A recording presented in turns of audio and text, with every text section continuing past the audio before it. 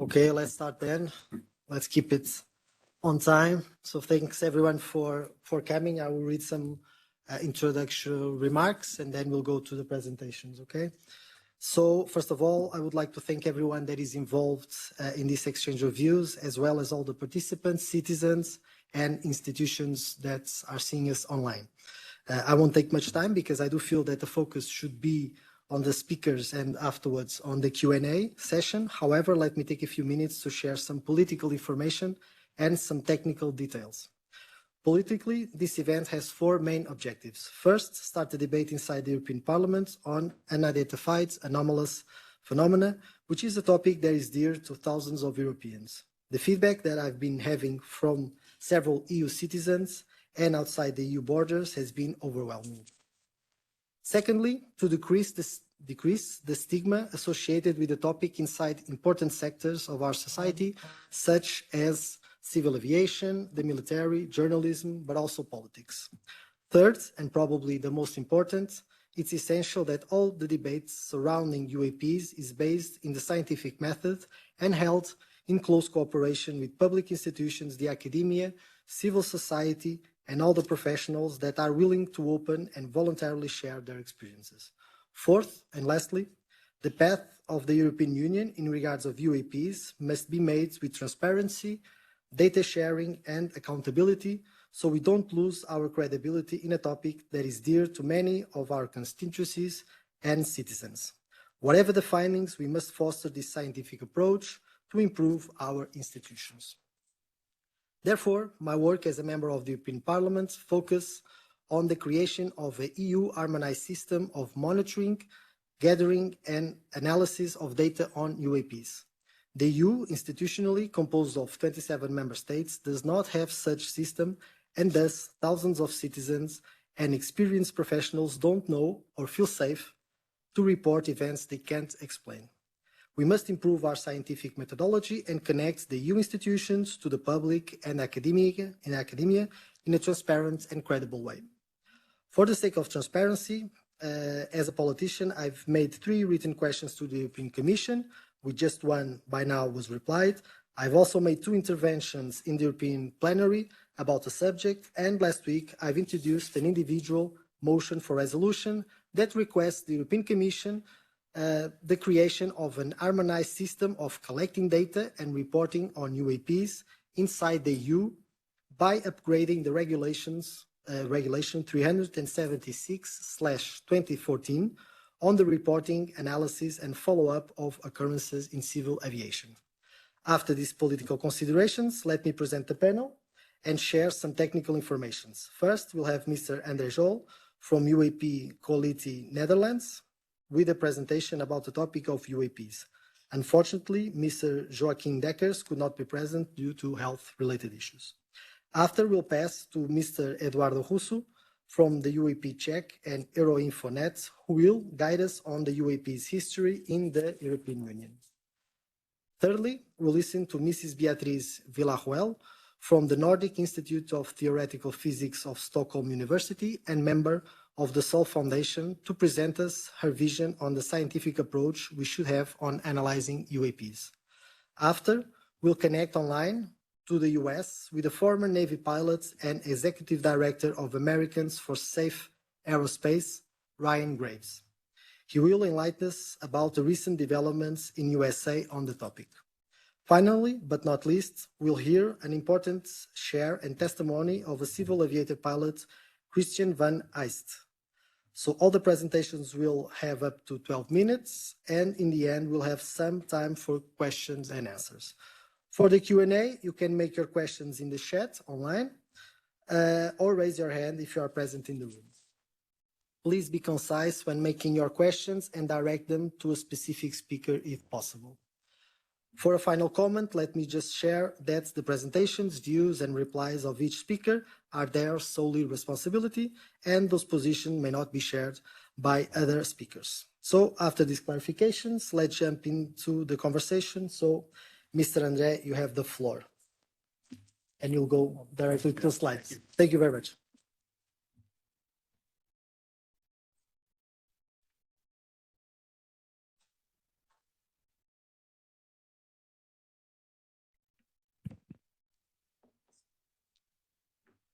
First of all, I'd like to say I'm very honored and privileged to be here, and I'd like to thank very much Francisco Guerreiro for organizing this historic event. We, from the UAP Coalition Netherlands, are an independent NGO, and we represent the interests of professionals within aviation, armed forces, and police who did have an encounter with UAP anomalous, unidentified anomalous phenomena. We also promote research, awareness raising, cooperation and regulations regarding UAP together with a dedicated team of volunteers. So it's essential to understand the significance of UAP, how they intersect with safety of our airspace, with our security and our collective consciousness. So let me first try to explain what are UAP. In a way, the most straightforward definition is this is anything which is in space, air, on land, or in the sea that cannot be identified. In the past, the term UFO, unidentified flying object, was used, but now with more information becoming available, more sensors being online, we know these phenomena are also observed in other domains like the sea, and therefore the acronym and definition was changed. Over the years, there has been an increase in evidence based on a wide range of instrumental observations, for example, infrared, radar, photographs, videos, but also visual observations. By trained observers, meaning pilots, military personnel, airfield personnel, scientists, etc., and also civilians. Near collisions involving military or commercial aircraft have actually been reported in the past. Many observations have also been done at military airfields with storage facilities for nuclear weapons and at nuclear power plants. We feel this is therefore really a serious topic. In recent years, many trained observers like pilots and people from the military have actually come forward with their experiences and their observations. Now, what are we actually talking about? I've taken a slide from the organization UAP, which is the French official governmental organization which collects data on UAP, analyzes these and reports on these. It's actually the only officially recognized organization as such in Europe, but of course there are also many civilian organizations doing similar things. The main message here is actually that, first of all, most of the observation can be explained by, for example, aircraft, drones, satellites, planets, meteors, etc. However, as you will see in category D, there is a percentage of about 3%, and this is also the case in many other databases, which cannot be explained. And this is the interesting part of UAP.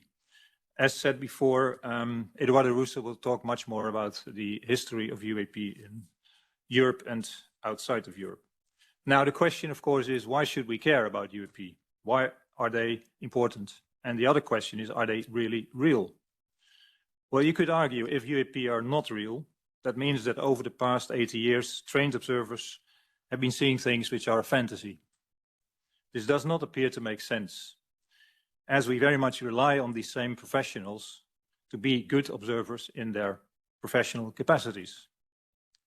Now, secondly, I think it's interesting to hear what key leaders and key people, for example, in the US, are actually saying about the topic of UAP.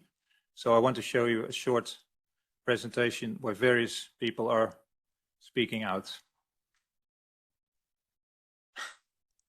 If there would be sound.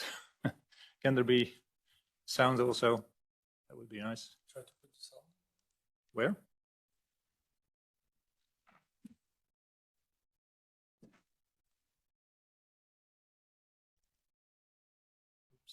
Maybe exit the slides, put the sound. Okay. The slides. Yeah. Hope this works. I mean, I think the bottom line is that we don't understand everything that we're seeing, and that's probably not surprising to. I think the bottom line is that we don't understand everything that we're seeing, and that's probably not surprising to anybody in many respects. They locked their radar onto it. They followed it, and then all of a sudden it would move. And it had no exhaust. It had no plume. It had no visible wings or any kind of engines. So we don't know what it is, but it's something. That's why I'm announcing that NASA has appointed a NASA director of UAP research. We want that era to stop.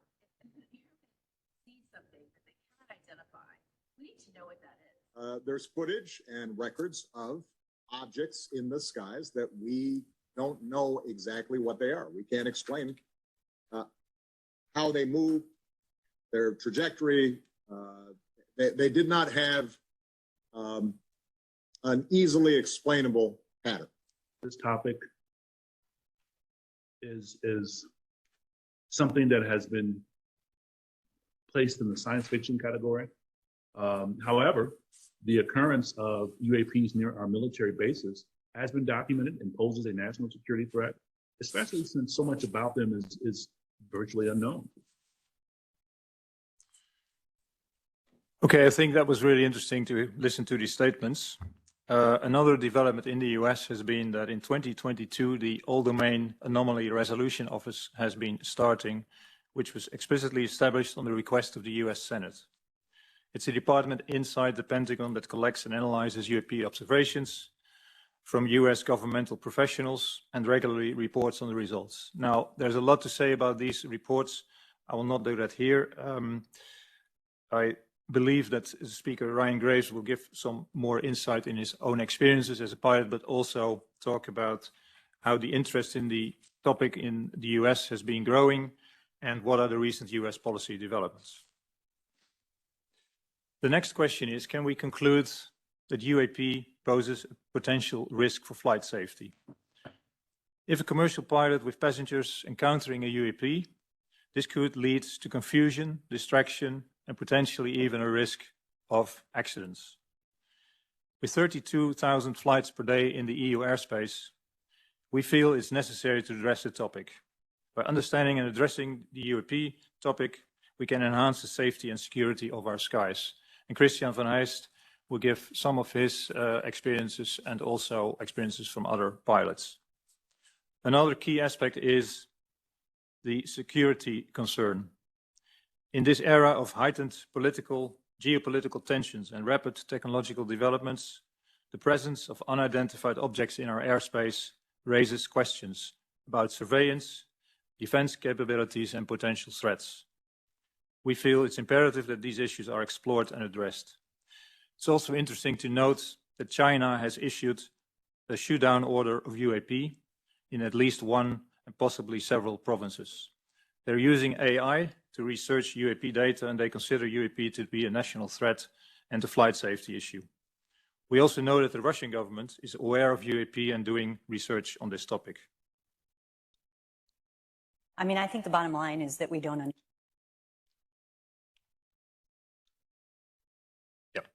Sorry for that. So the next question is, what are the specific characteristics of this 3% of UAP which is not explainable? What makes it unique? Experts use the term the 5 observables. Positive lift. That means they have the ability to fly without apparent means of propulsion or lift. Instantaneous acceleration. They can reach very high rates of speed in a very short amount of time. Hypersonic velocity. They're able to travel faster, very much faster than the speed of sound, with no sonic boom or other physical effects. Transmedium travel. They seem to be able to seamlessly move through space, air, and water. And low observability. They're able to conceal themselves from visual and sensor observation. So this means that they represent a significant challenge to our current scientific knowledge and understanding. It's good to see that increasingly scientists are coming forward who consider UAP to be real objects that need serious investigation. By studying UAP, there is the opportunity to push the boundaries of our understanding of physics, technology, and perhaps even the nature of our universe. Beatriz Villarroel will of course say more about the research needs and also what is currently being done. The last thing I'd like to talk about is the importance of taking the UAP witnesses seriously. For more than 80 years, professionals from aviation, armed forces, law enforcement, but also citizens who reported UAP's sightings have faced skepticism, ridicule, or even professional repercussions. In this respect, I'd like to mention an example, which is quite famous in the Netherlands. It's the Soesterberg case, which happened in 1979. 12 Dutch military personnel saw, and actually independently partly, a triangular-shaped object around 45 meters in diameter slowly fly over their airbase, which, by the way, was a joint airbase with the US. And to this day, the witnesses feel that they were not taken seriously. This is from a documentary recently released by Bram Rosa and showing in many cinemas in the Netherlands. Die weerspiegelde in de lucht door inversie. Dus ze hebben het eigenlijk weggewoven. Ze hebben weggewoven van ja, het zijn luchtspiegelingen, het waren dit en er was dat. Ja, en daar, kijk, dat kan niet. Als er zoveel mensen hier om je heen staan, hadden ze dat 100% serieus moeten nemen.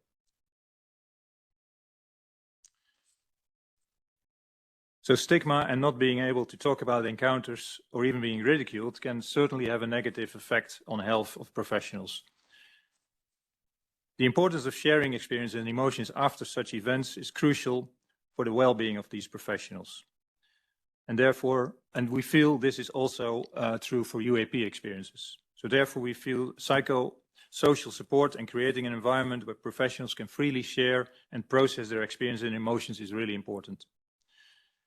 And in that respect, and it was already said by Francisco, we feel it's crucial that policymakers do create an environment and the required legislative frameworks to allow witnesses to feel comfortable coming forward with their experiences and knowing that they will be heard, respected and supported. We do hope that this historic event in the European Parliament will contribute to ending the stigma. In Soesterberg maakt de lucht maar. Finally, I'd like to talk a little bit about what could be next. Firstly, we feel it's important to raise awareness and educate policymakers, professionals, scientists, the media, and the public about the reality and the significance of UAP. Secondly, we need to prioritize data collection on UAP through advanced monitoring, and we should enhance multidisciplinary research. By leveraging expertise, technological research, resources, and international collaboration, we can gain a deeper understanding of these phenomena. Thirdly, we need to establish clear protocols and procedures for reporting. This includes channels for pilots, military personnel, other trained observers to report sightings. And lastly, we should include UAP explicitly in relevant EU legislation, for example, on aviation safety and in the space law.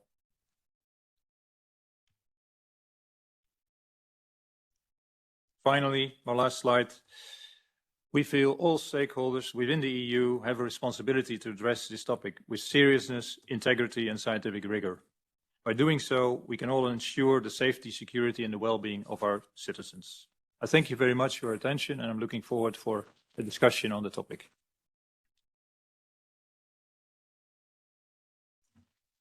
If you want to applaud, you can applaud. If you feel safe to applaud, it's okay. Don't be tense. You're free to do whatever you want, so don't worry. So now we'll pass the word to Edoardo Russo.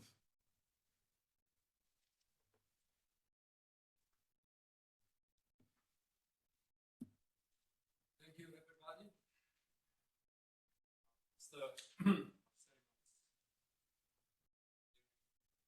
Yeah, open the mic. Okay, now it's working. Well, the historical European context.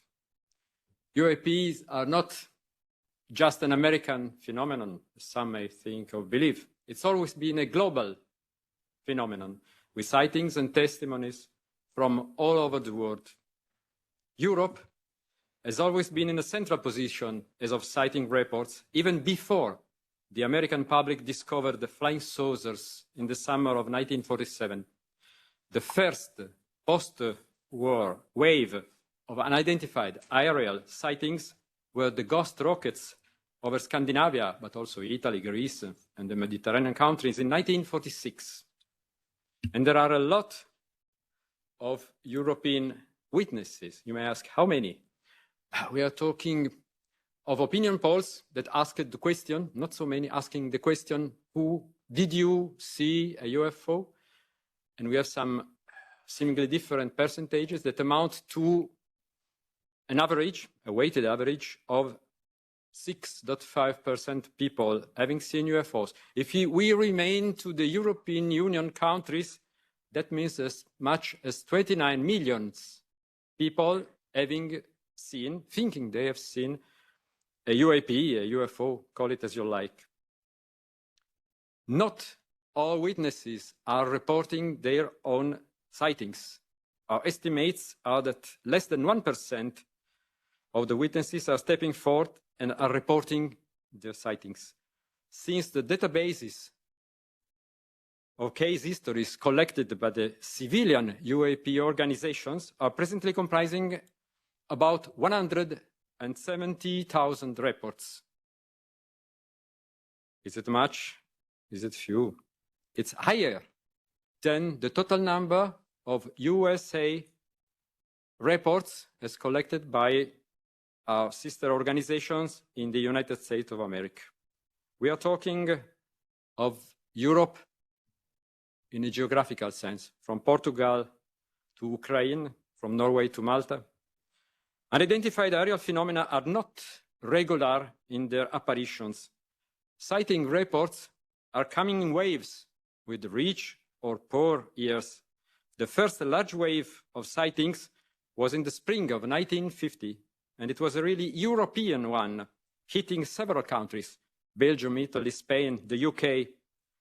An even greater UAP panic took place in the autumn of 1954, with thousands of cases, mostly in France, and so on and so on. We had the national waves in the UK in 1967, in Spain, 68, in Italy, 73, in France, 74. Important waves of UAP sightings took place in most European countries along the last 75 years at last. My own country, Italy, suffered such a strong UAP wave in the late 1978 that fishermen refused to go out fishing. Police patrols were sent photographing strange lights in the sky. Parliamentary questions were asked, and the government charged the Italian Air Force to begin a formal collection of testimonies from the public. You can see here one of the national examples with the peaks and the sightings in certain years and not in others. Even if 90, 95, even 98% of those UAP phenomena are later identified and explained with known natural phenomena or man-made objects, which is precisely the grassroots activity of us UAP investigators, we are left with a small, yet not negligible, residue of anomalous cases totaling thousands of UAPs in the strict sense, unidentified, in a European scale. What are people seeing?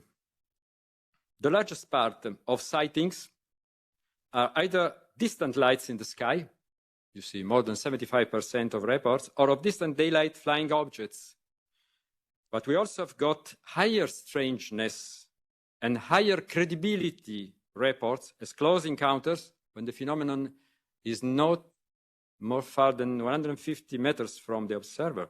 And it is about 10% of, this is just a national sample, my national sample from Italy. It's about 28,000 reports.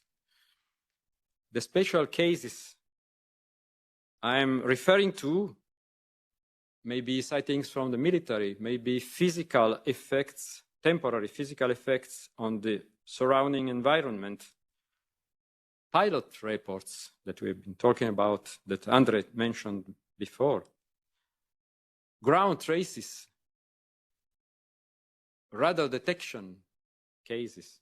And just think that we cannot get all radar detection cases, since a large part of them are military case histories, and we are not given unless there is some declassification of data.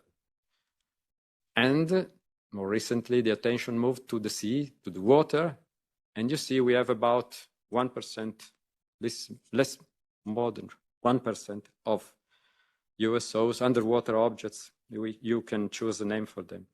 And there are social side effects, which have been the object of academic studies by psychologists, sociologists, anthropologists.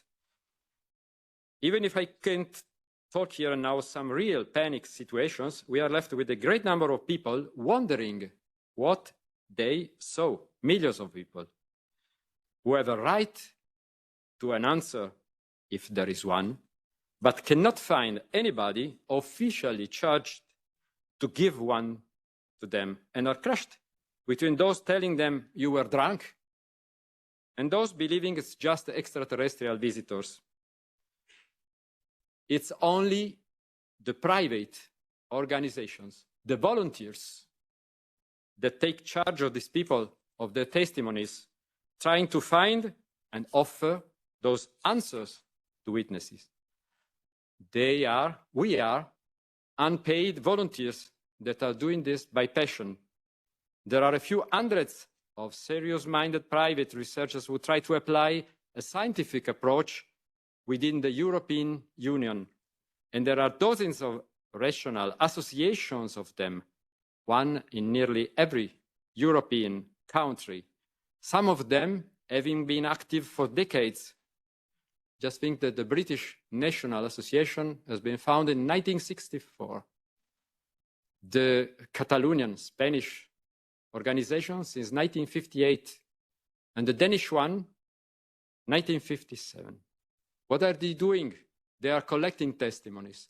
They are doing field investigation, trying to find a solution. They can find an explanation for the very largest part of the testimonies. We are collecting documentation, archiving, and offering support for study and research that is not our business. It's not the private volunteers that have to do to make scientific study. It's to the scientists. And we are doing an activity of public education, conferences, congresses, interviews. Just think that the largest existing archive about UFOs in the world is in Sweden, the Archives for the Unexplained. The military have traditionally been collecting UAP reports within their proper mission of controlling and defending each nation's airspace. Most, if not all, European countries have had its own military archives of mostly military reports, just like in the USA. We all know about Project Blue Book, but something similar have been existing all over the world, nearly all over the world, and in nearly all European countries. But what I want to tell and to stress is that as many as 10 European countries have declassified their military UAP archives or opened their UAP files in part or in total, which is amounting now to several thousands of reports available for study. What about the other countries? Well, we have another 10, 12 countries that have done the same. But let's remain to Europe now. As for non-military, yet government organizations, I'm not talking about private volunteers, collecting and analyzing UAP reports, can I say that the only one, not just in Europe, but in the world, is in France.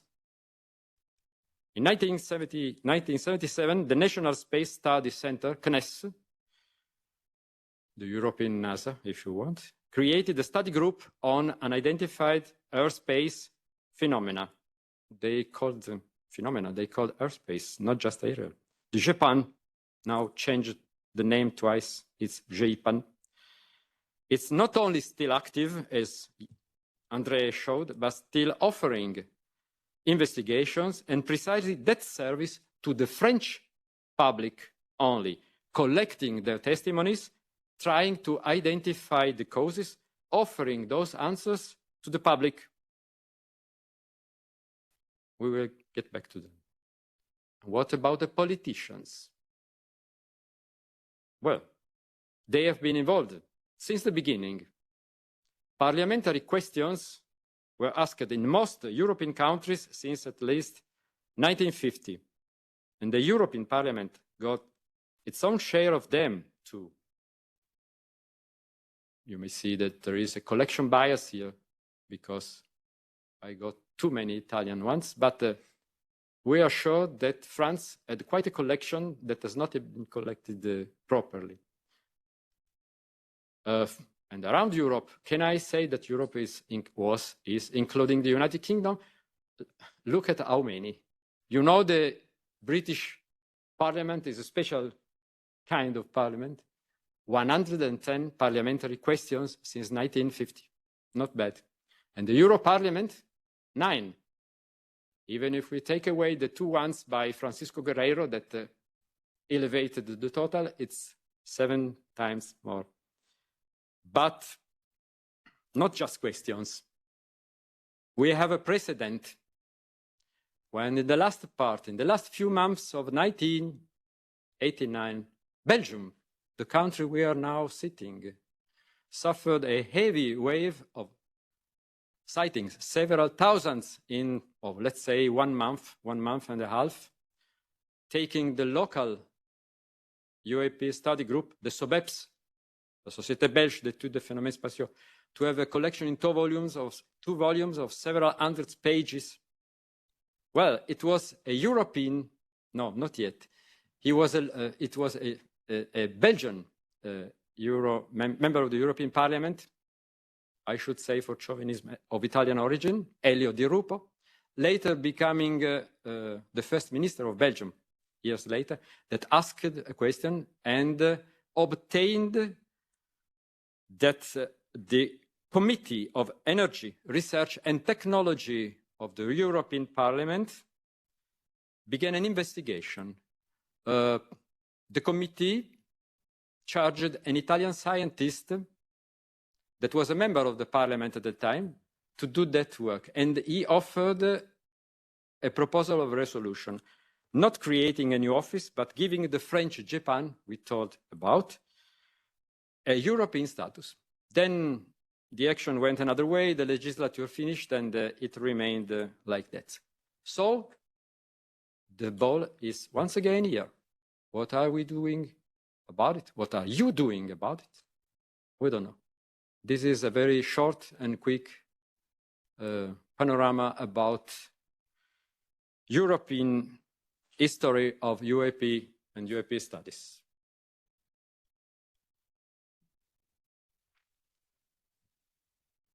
Okay, thank you for the presentation.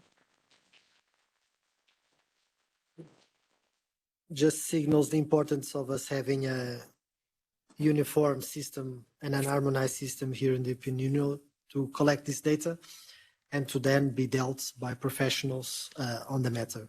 So I'll then pass the word to Mrs. Beatriz Villarroel. I don't know if I pronounced it correctly. I hope so. Perfect. Perfect.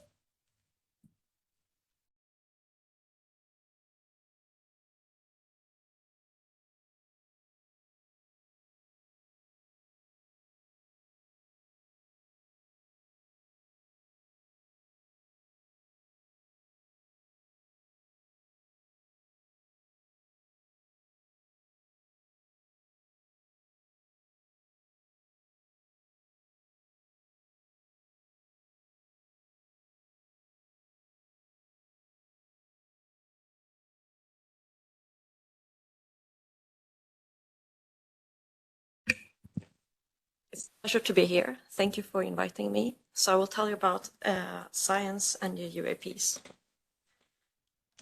So in 1952, on 19th of July, on an airport, Washington National Airport, the air traffic controllers, when they were looking at the radars, they saw multiple weird objects that shouldn't be there. And this was seen on several radars. And later, also witnesses like stewardesses, pilots, saw things in the air at the same time. And during these weeks, especially during these 2 consecutive weekends, there were multiple objects seen, multiple radars that were moving had weird movements, really big speeds, and many witnesses saw this. There were something like 500 sightings in US of UFOs reported that month, like 35 times more than on average. And what happened in this time period, where they even had like fighter jets hunting for these mysterious objects that nobody knew what it was. What happened then was that even President Truman had to acknowledge that something was seen. So the US Air Force, on the 29th of July, 1952, they held the largest press conference in the United States after the end of the Second World War to discuss this kind of Washington flap, as sometimes is referred to. And what they did was saying, well, the radar observations were some kind of weather disturbances, and whatever the people saw in the sky at that time, that must have been some kind of misidentification. And that's where we're going to start this conversation. Welcome to my talk. I'm an astronomer. I'm also L'Oreal UNESCO International Rising Talents Prize winner in 2022. And my research topic, one of my research topics is searches for extraterrestrial intelligence, and that is what brings me here. So we have already heard the very good cases for that people see things that shouldn't be there in the air. And there are multiple really good historical cases where you have where things have been measured with multiple instruments, like was lifted by the RO or Pentagon report in 2021. And now the question is, of course, what does science say about this? The picture is not as bright in science because there's a huge stigma that has been preventing scientists from researching the topic over the last 70 years. It's a really, really serious stigma. It's difficult to publish. And because it's difficult to publish, then if you get some evidence and you cannot get it published, then again, it's said that there is no evidence, so therefore you cannot publish it. You get the catch-22.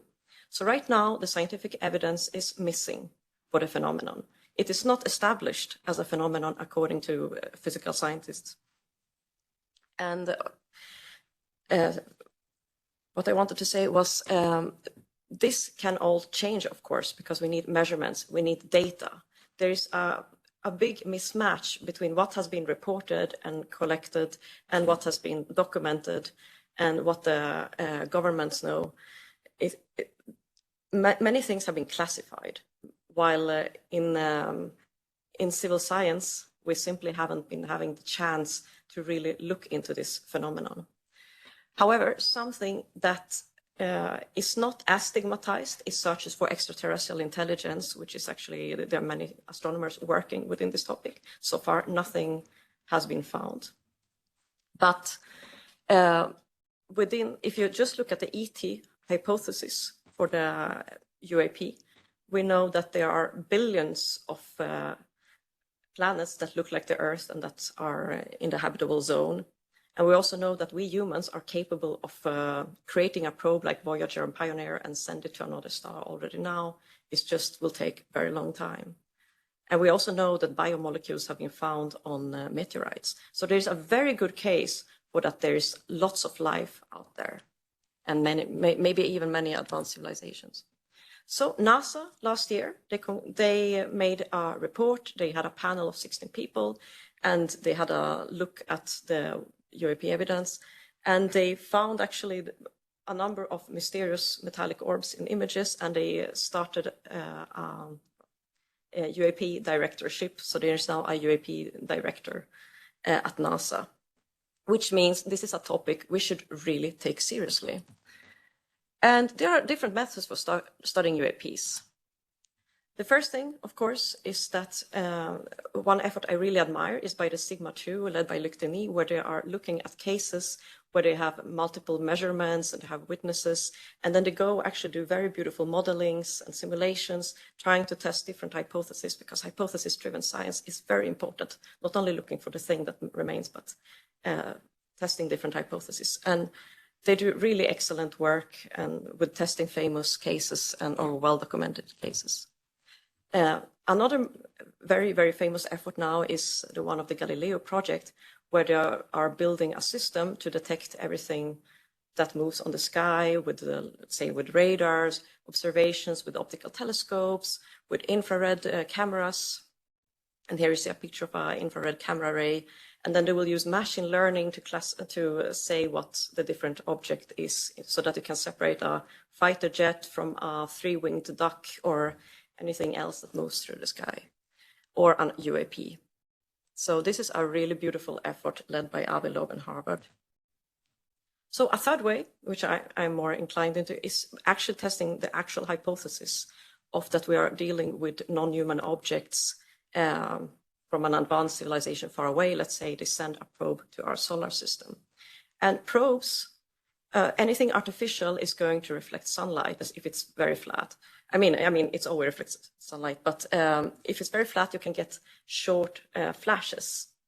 And these short flashes, you can actually see from the Earth, even if the object is small. And we see them like, we can see satellites every day, and in the same way, we can see these alien objects. And the way to do that, to actually separate human objects from alien or ET objects, is by, for example, using images from before Sputnik 1, the first human satellites. So what could you expect to see? Well, you could expect to see multiple such flashes. You could see either a single, or you can see several along a line, or you can just see multiple. And has anyone ever seen something? Well, in 2021, we found a very weird example where you could see 9 stars or flashes appearing and vanishing within a short time period. And here we didn't know if it was real or not. We could exclude every conventional astronomical explanation. We tried a lot of instrumental explanations. We were wondering, could this be some kind of plate defect, some kind of nuclear fallout that got stuck on it? And this became a mystery for us, because if a real observation, then it was best fit by, what we discussed before, maybe UAPs or maybe some new physics, we don't know. Here's another example where you see much clearer such flashes. There are 3 bright stars that appear and vanish within 50 minutes in an image from the 19th of July, 1952. And this was published in the monthly notices of Royal Astronomical Society, which is one of the most respected astronomical journals. And it was posed as a mystery. When it comes to things that are aligned, here you see another example of several along a line from the 27th of July, 1952. And the probability to get such kind of flashes or just any objects in a line is 1 in 10,000. You can estimate it. This has not been published because it's faced huge stigma during the review process. However, those who took note of my introduction might also recognize that there's something funny about the dates I presented, and that's that they happened right during the Washington flap, which we don't know if this is a coincidence or not. And these are our both most beautiful examples, and they were found before I ever heard about the Washington flap. So how can we actually test this? Well, we have designed a separate experiment where we're going to have a network of telescopes, of wide field telescopes with high-speed cameras that are looking specifically for these kind of fast flashes. And the goal is to detect something, to verify it in multiple telescopes. But once you have multiple telescopes, you can also localize it.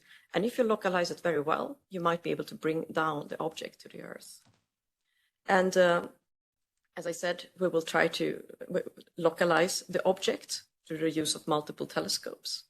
And by controlling the distance between each telescope, you can actually also focus your searches far outside our atmosphere, because I'm not interested to deal with any human objects. I want to be far away from any satellites or anything of national security interest. And the ExoProbe project is going to be specifically designed to avoid anything human. We also have a special method to remove all these millions of pieces of space debris that is currently contaminating our skies. So we have developed a method for that. And we then can get rid of all satellites and all space debris, and we can really focus on flashes from extraterrestrial objects. And once you have an object, you can also characterize it through its spectrum. You can see, what is it actually? Is this flash some kind of reflection, or is it something some intrinsic emission? And now you know the place, you have characterized the object, you know when it appears. You can actually send a team there to pick down the object, because we humans are capable of bringing down objects to the Earth, like was the OSIRIS-REx, for example, brought down a sample of an asteroid in September 2023. It's a very beautiful project. So we have all the technology to do that as well, if we need to. Here was a very nice simulation that unfortunately cannot be shown in PDF. So I will just leave you with the topic of what can European Union do for us scientists to be able to carry out our research work, to search for UAPs, and to get the infrastructure we need to carry out our research. And I want to thank you for it very much. And so if there are any questions, I'm happy to take them now or later.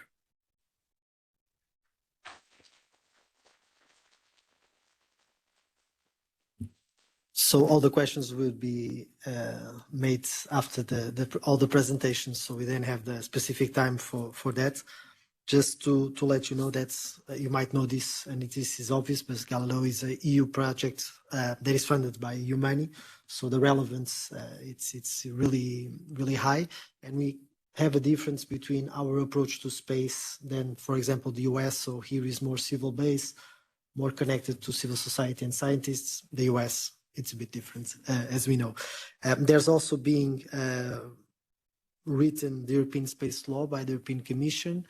They also made a public appeal to commentaries, and some commentaries from institutions were also presented. So let's see how this law is drafted, this directive.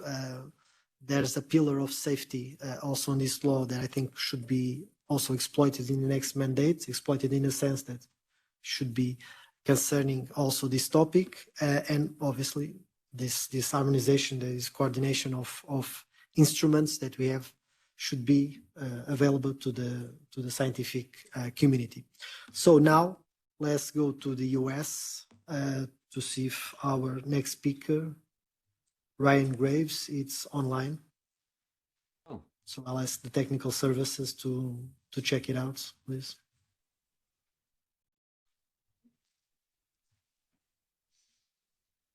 Hi, can you hear me?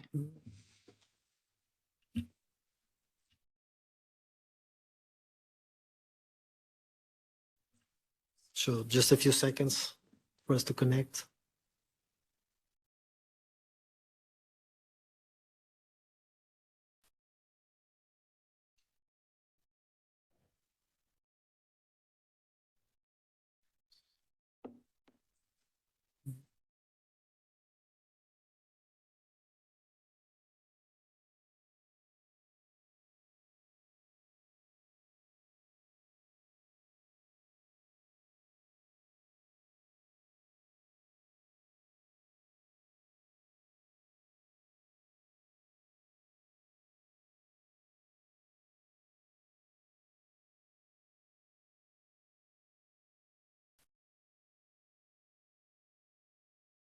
There's always some technical issues, so let's bear a few moments so we connect with the US.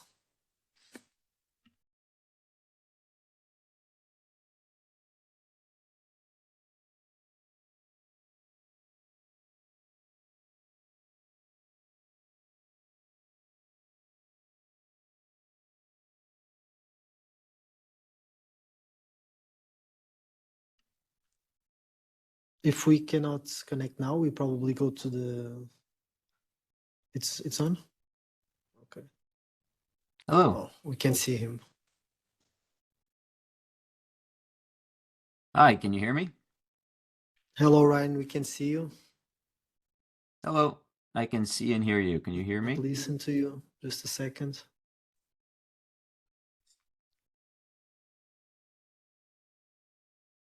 There's image. There's no sound.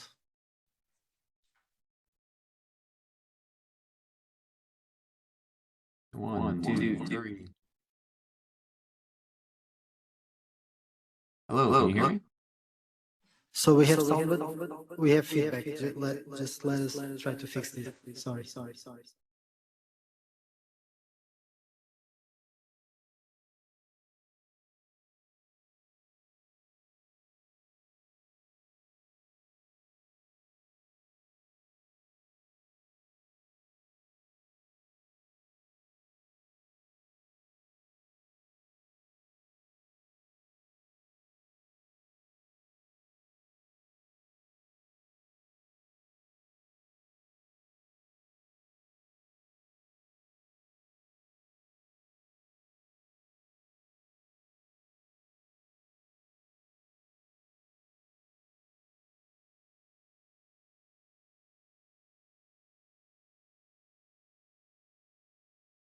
Ryan, can you just now we are listening to feedback. Corta aí.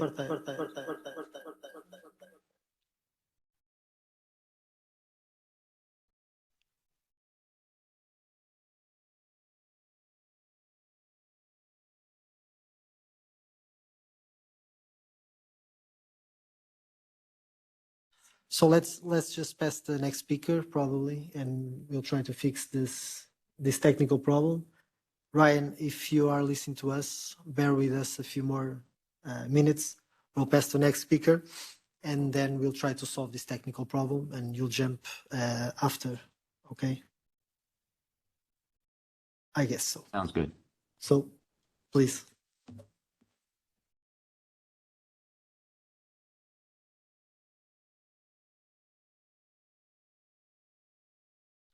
So we now have Christiaan van Heijst, a civil aviation pilot. Sorry if I mispronounce your name.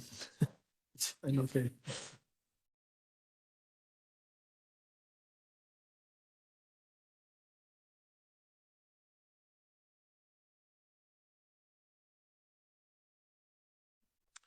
You guys hear me fine? I think the microphone is working. Well, thanks for allowing me to be here. My name is Christiaan van Heijst. I'm a Dutch airline pilot with over 20 years of professional flying experience, close to 10,000 flying hours. And besides that, I'm a professional photographer as well. I started my flying career flying turboprops in Africa, military operations in Afghanistan. After a couple of years, I moved to Boeing 737 that I flew all across Europe for about 5 years. And for the last 13, almost 14 years, I've been flying the Boeing 747 all across the world, and in the capacity of captain, commander since the last 3 years.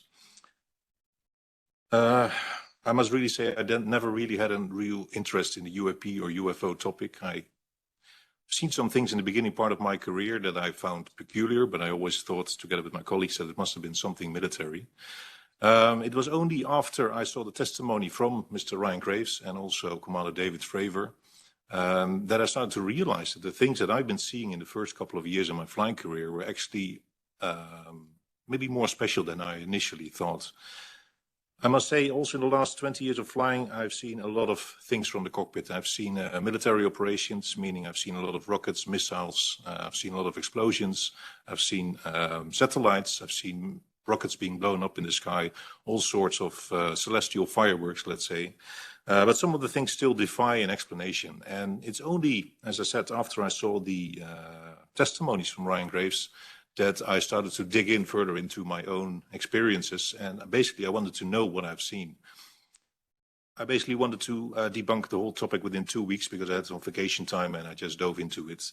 And I basically came to the conclusion that the stuff that I've been seeing was just basically not explicable right now. And I started to worry more and more about the flight safety aspect of all those sightings because I'm flying sometimes up to 100 hours a month all across the world.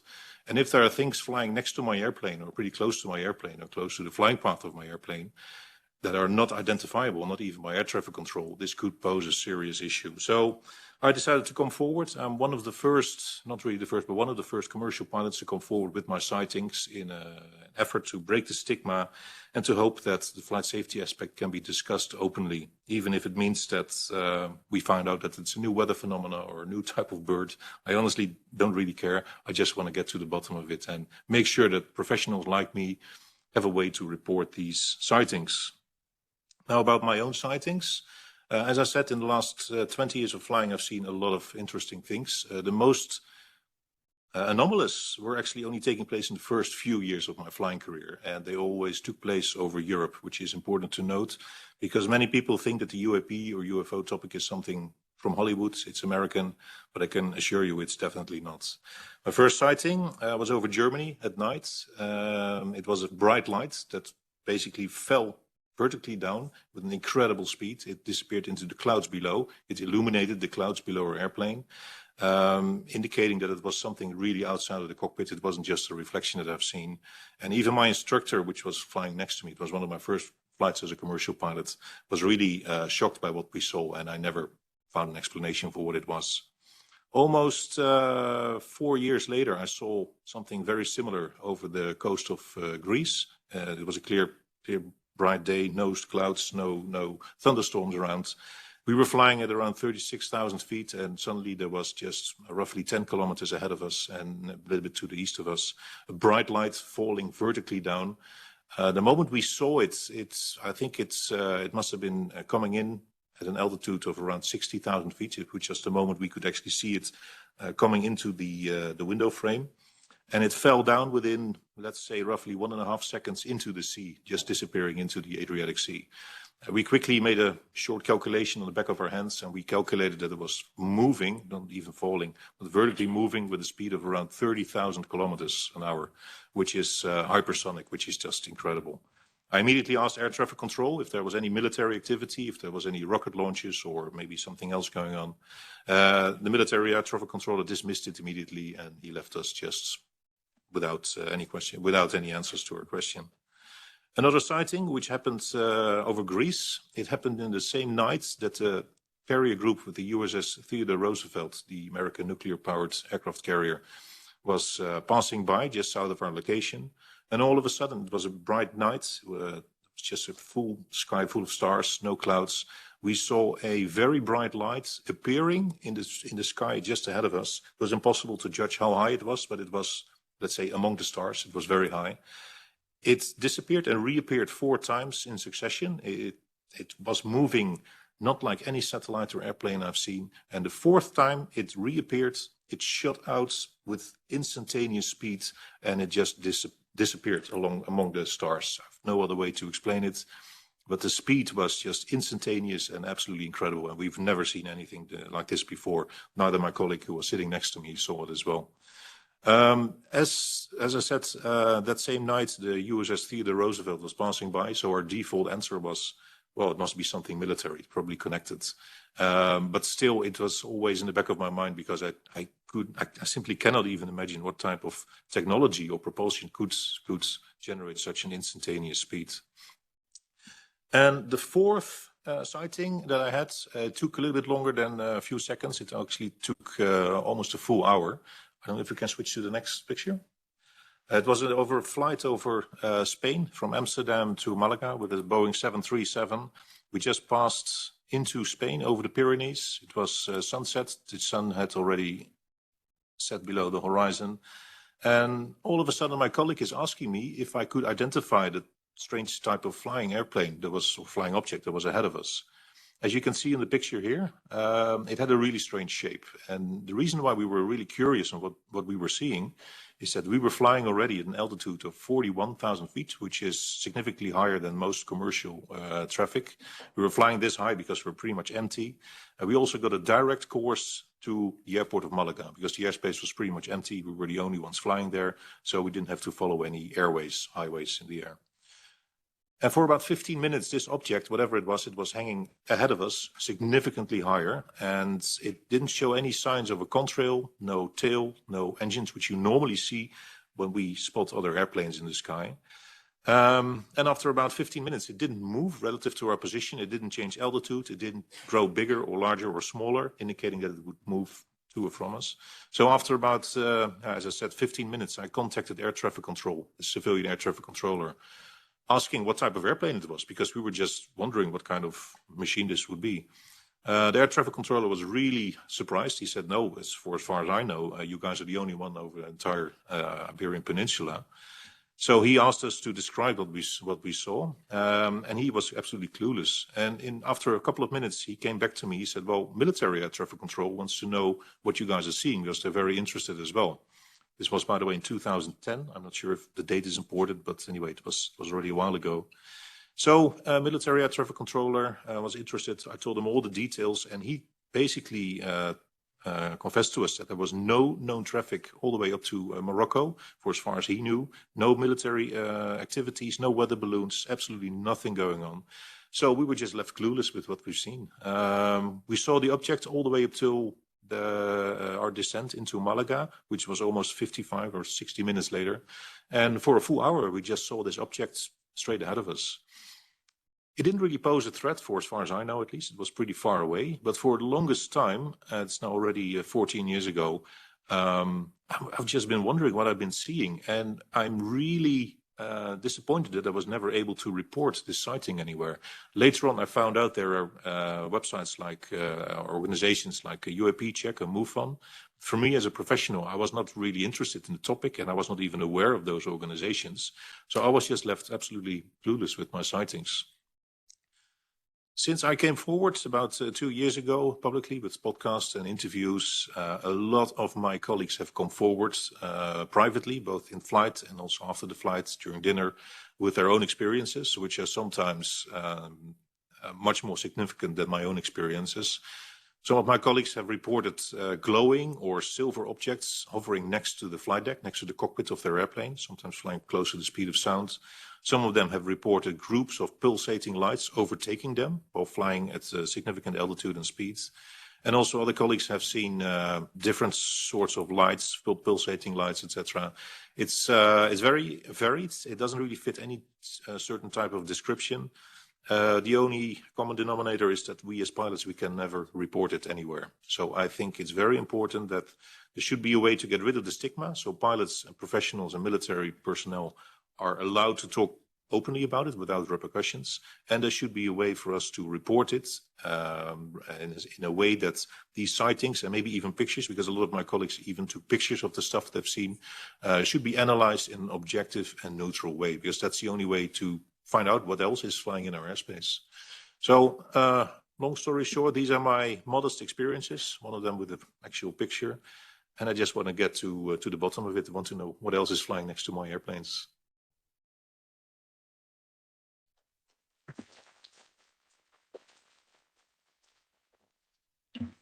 Thank you. Let me underline the courage that it takes for several professionals to talk about their experience, but also our responsibility of not taking them seriously, and do create a system of transparency that professionals of this specific area, but others, can feel free and safe to report their findings, and then having the scientific methodology to analyze this data and understand what it is, besides the noise that we all know surrounds this topic. So I think we should focus always on the experience, on the technical parts, on the scientific approach that we should have to these debates, but also the political initiative that should also lead here in the European Union, because we are talking about thousands of flights that occur every year in the European Union. And well, this phenomenon is not just related to civil aviation, but also space. And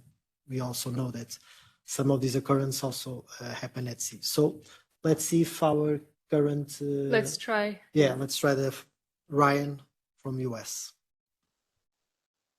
Hello. Hello. Can you hear me? The anticipation. It looks like they can hear me online. Hello, Ryan. Can you hear us? Yes, I can hear you. We can hear you. We cannot see you. No image? Is your camera on, Ryan? It is, yes. Yes. So we solved one part of the problem. It's better than nothing. Let's try to have an image also. Bear with us.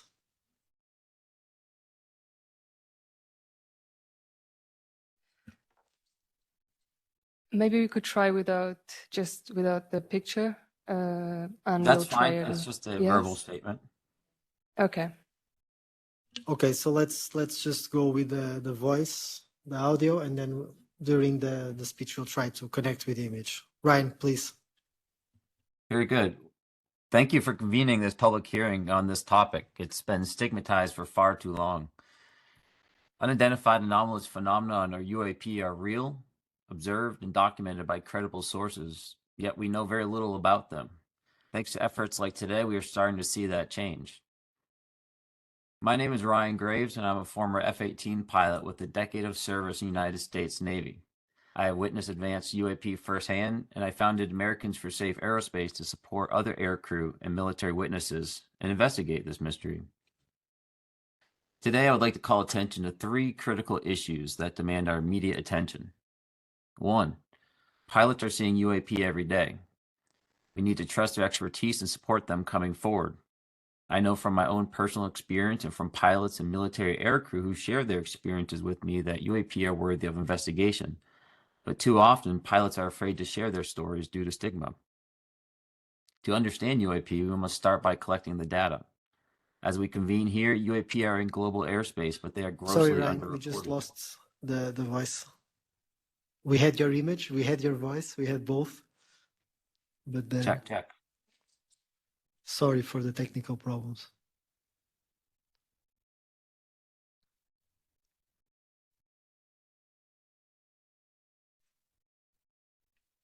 One, two, Ryan, 3. sorry, would you want to try and turn your microphone on and off, and also the camera on and off?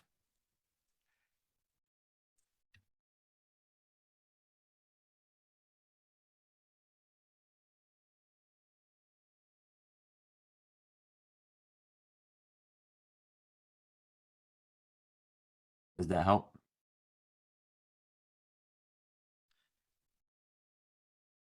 We can listen to you.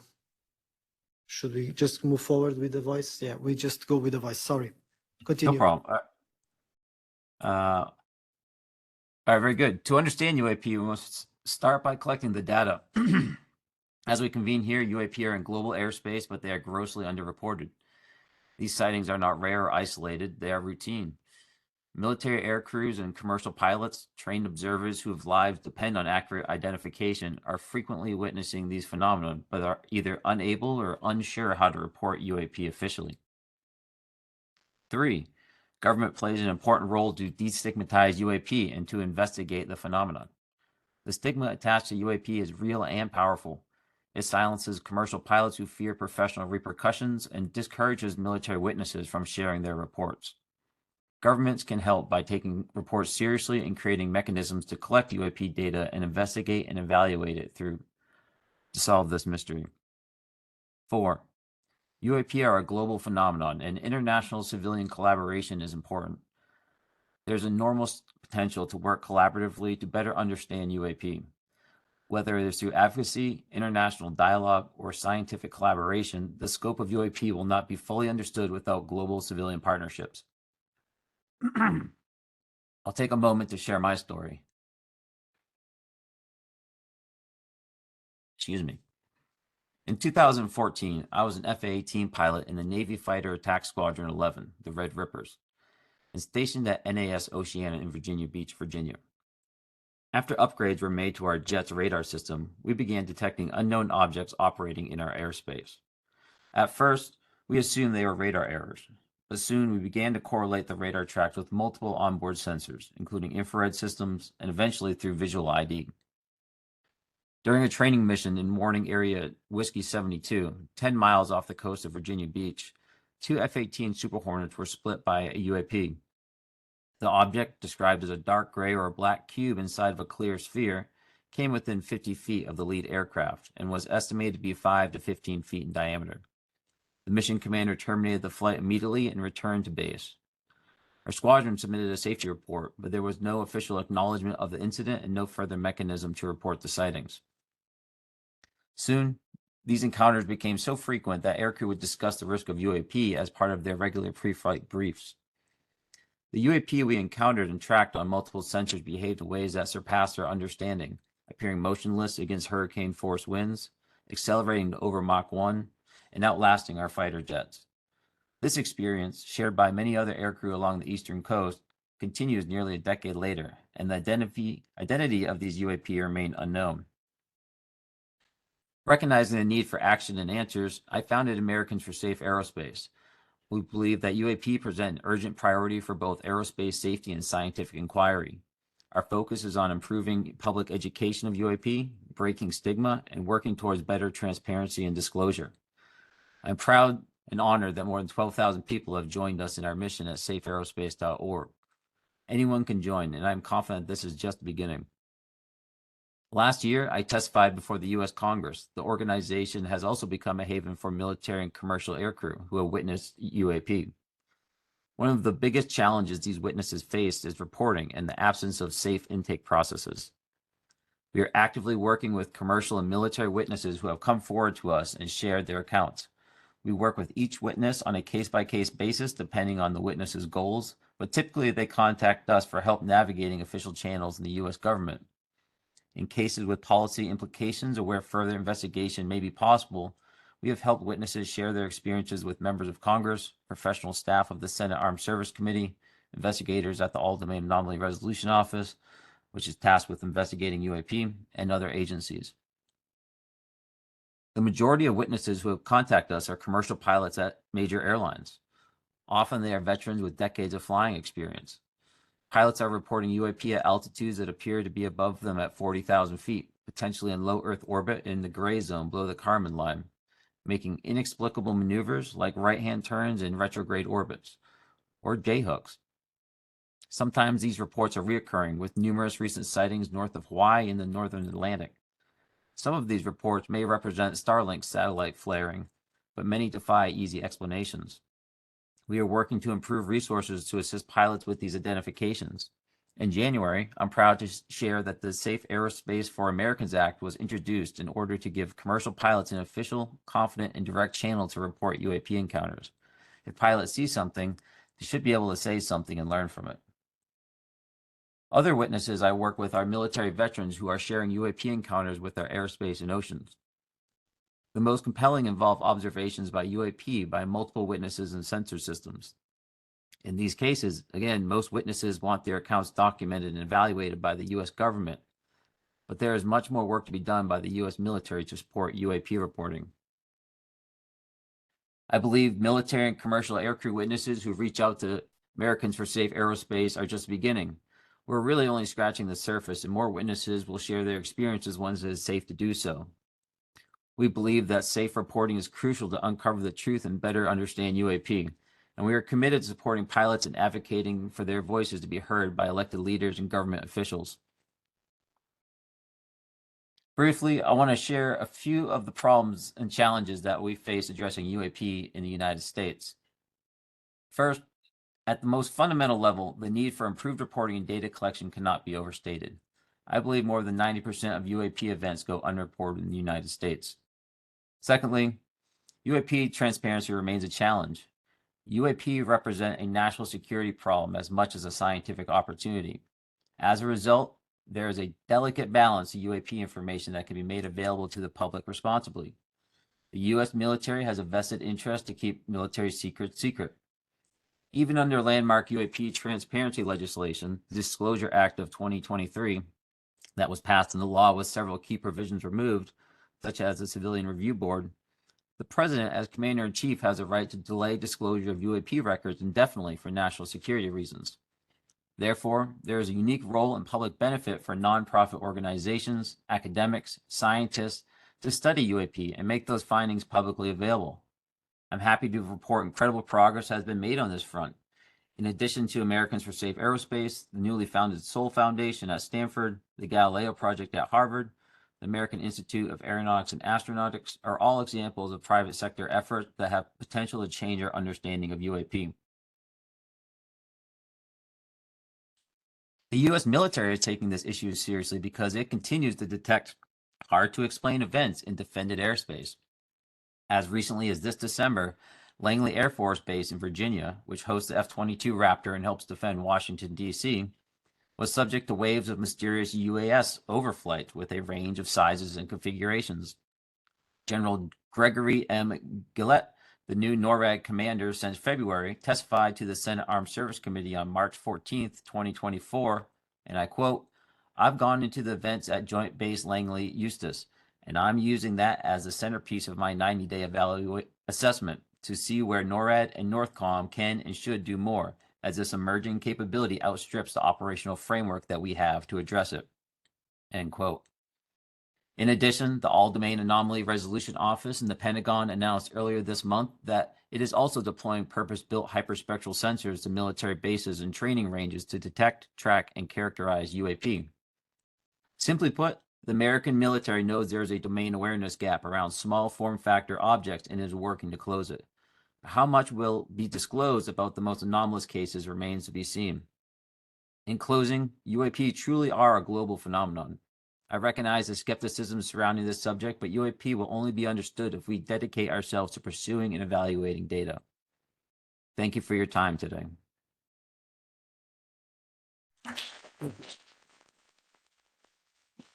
Ryan, can you just test your camera, please? Okay, we see you now. In the end, we see you. Okay.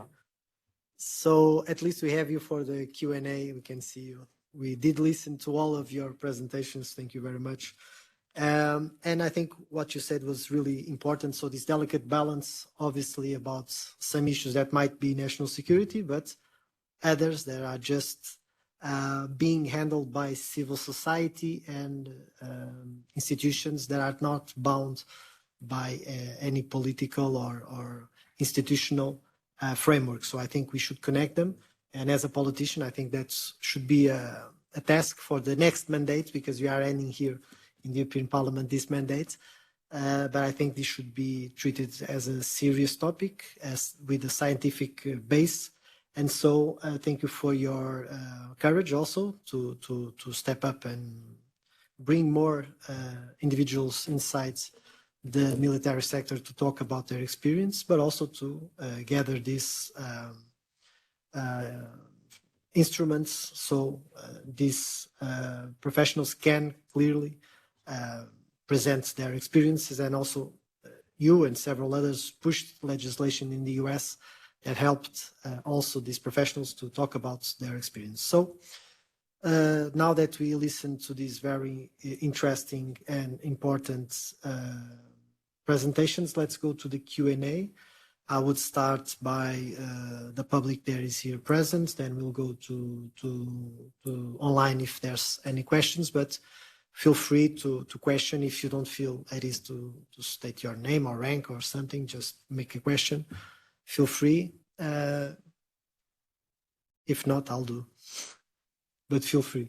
Take your time, please. Yes, hello. I'm Jean-Marc Watcan from COBEPS, Comité Belge d'Études des Phénomènes Spatiaux. I'm the head of the investigator network.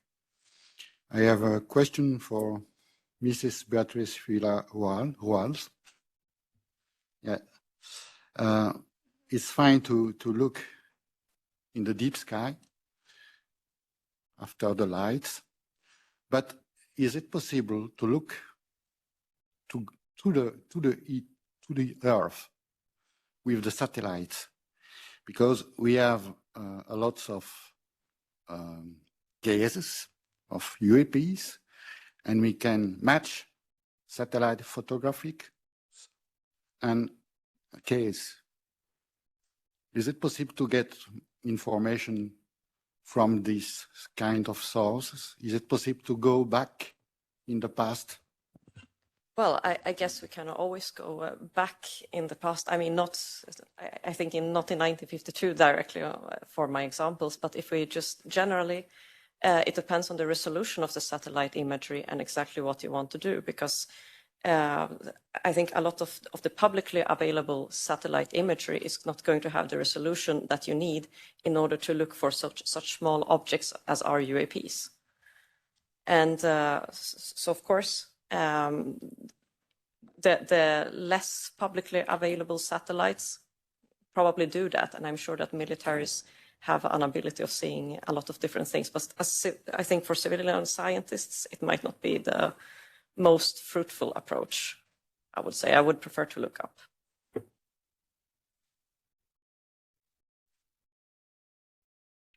Yes, so just for those who are here in the room, if you want to make a question, do it. You just press here the button, you speak to the micro, and then you shut the micro up. And yeah, please. Hello, I'm Frederik de Laere from the Belgium UFO hotline, and we receive every year about 200 observations.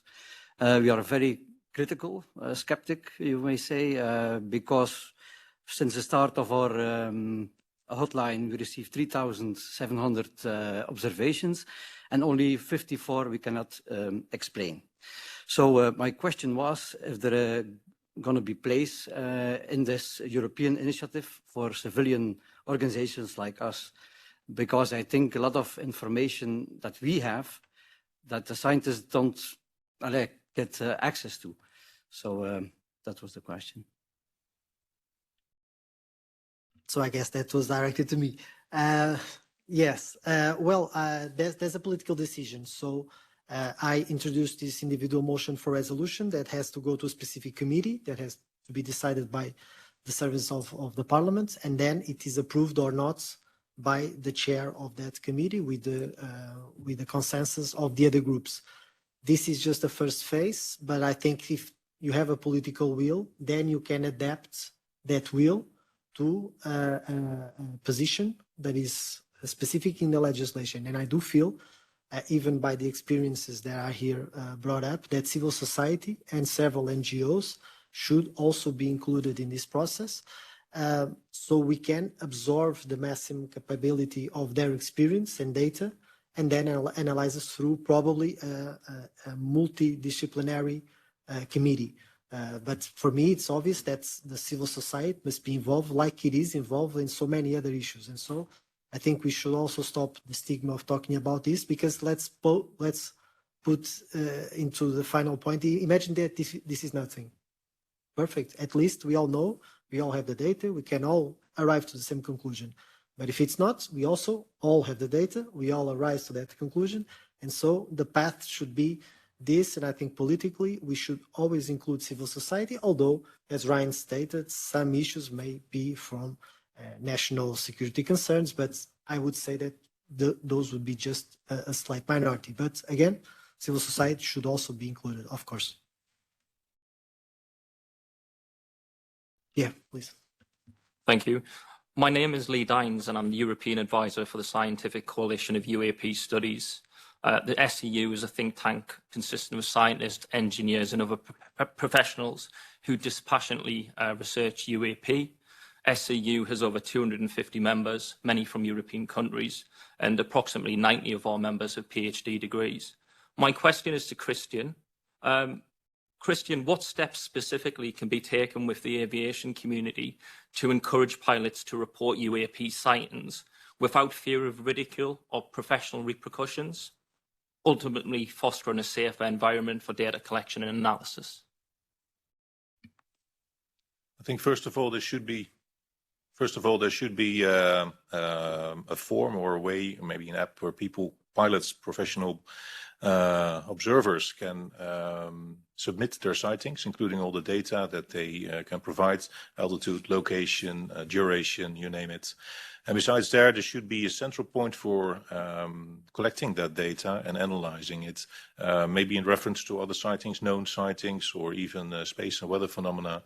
And I think the only way to do that is by basically build up a centralized database organization to collect the data. And I think in the EU it makes sense to centralize this on a European scale. There are some initiatives locally for different nationalities, or sorry, different nations to collect the data, but I think this should be a European database. And I think this European database in time can be maybe compared to US database as well, or other bigger organizations, so you don't have all this splintering of all the data being gathered. I think that's the best way to go.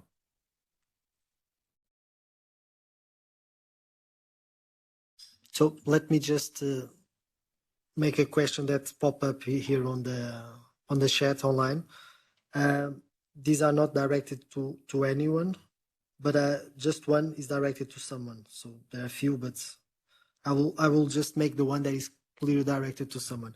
So to Ryan from Gulam Sentinel News, he's asking, are you satisfied with Arrow's latest reports, and are you happy with the aftermath of that report in the media? Ryan, to you. Sure, I'll take that one. Well, generally speaking, no, I'm not satisfied with the historical report that was released by the All-Domain Anomaly Resolution Office as of late. Now, I won't pretend to be a historian of the UAP topic going back to the 40s or earlier. However, one thing was clear is that the language and the dismissal that was inherent within that report did not align with the Joint Chiefs of Staff recommendations for reporting UAPs that went out to all service branches. And in that reporting, they were very clear that this was a serious issue that was occurring internationally as well as domestically, and was a concern both for aviation safety and for our domain awareness. So I think that the report did focus on a few key areas, and they chose what they elected to speak about, but I think that the precedent of caring about this from a defense perspective is ongoing now and more important part of the conversation. So to answer the second part of that question is I would hope that the press would be more engaged in the national security angle of this than the little green man side of the conversation. Okay, thanks. Just they were popping up a couple of questions. I'll just run through them quickly because they are really straightforward. Does the European Union have any plans for implementing UAP study and reporting programs? No. And yes. So no, it doesn't have. Yes, because I introduced an individual motion resolution that I hope it gains track. Not probably in this mandate, but let's see. Does anyone know if there's any animations made on recent UAP sightings which are available for developing education materials? No. Does the European Union have any plans for communicating this topic more efficiently with the public? Also no. And so a question directed to me. Do you have someone to replace yourself once you stand down from the parliament? I hope so. So we are 720 next mandate. So I do hope there's a broad scope of parliamentary members also from different groups that talk about this issue. So I don't think this should be focused on one individual political member. And for Ryan, what one thing could encourage Europe and the US to talk more about with each other on these issues? And I will add up if there should be like an international political move inside the UN, for example, to really connect this political drive also, because here it was stated that the tools, the methodology should also be combined, or else we're just probably talking about the same events and we are not double checking the events and the facts. So to you, Ryan. Yeah, I think that's a great question. So from the perspective of the UN, I think it has a significant role to play as far as quarterbacking the coordination across Europe to be able to report this from an aviation safety perspective. Not only to quarterback it, to bring different players to the table in the context of aviation safety, but what happens with that data, bringing in experts to understand it, and then also looking at conflict lines. I believe the study of UAP and identifying unknown aircraft and objects within our airspace is critical for our national security. So around combat zones, around tension areas, our ability to identify these objects and deconflict from potential conflicts is extremely important. Okay, now here. Yeah, thanks so much. I'm Danny Ammon from the German group GAP. We are a UFO investigation group in Germany, and I'm also a medical data scientist. And I want to add on to the conversation that started with Frederick and also Lee, and where we landed at some kind of a EU database collecting UAP data. I want to put a name on it. I'm proposing FAIR UAP data. FAIR is an acronym from Research Data Management, which says data for research to be done on that needs to be findable, it needs to be accessible, it needs to be interoperable, and it needs to be reusable. So all of these aspects, all over the more than 70 years of UFO or UAP research that has been done, which we've heard about today, we haven't been able to wholly collect data or to realize this FAIR data synonym or acronym that I just talked about. A lot of people today already talked about data collection and data quality. And this is something we need to achieve. And I think this is something we need resources and funding for, because it's the basis for formulating testable hypotheses on the topic of UAP. Like in the presentation of Beatriz, she formulated a very specific hypothesis, and she showed a way how to test it.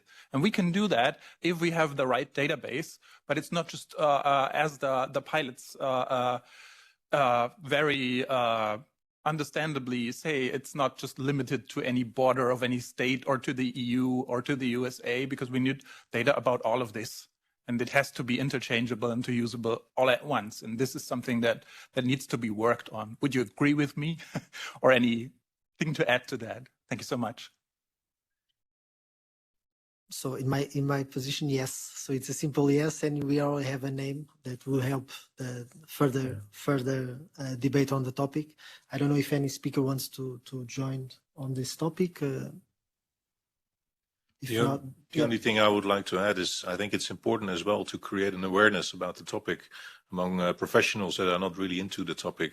As I said, I only stumbled upon the podcasts that I mentioned before, and I started to think about my own sightings.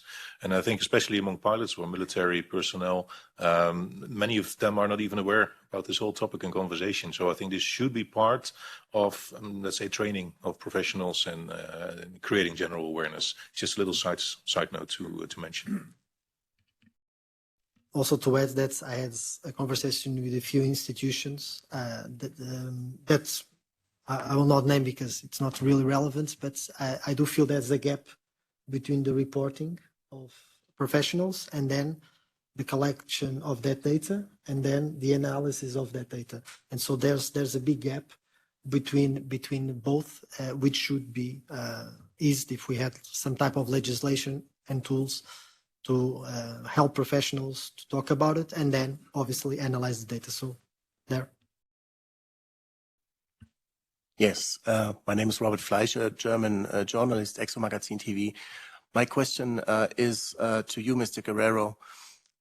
When you talk to scientists, what they say is, first of all, we don't deal with the subject, first of all, because there's this huge stigma, and then second, we have no funding.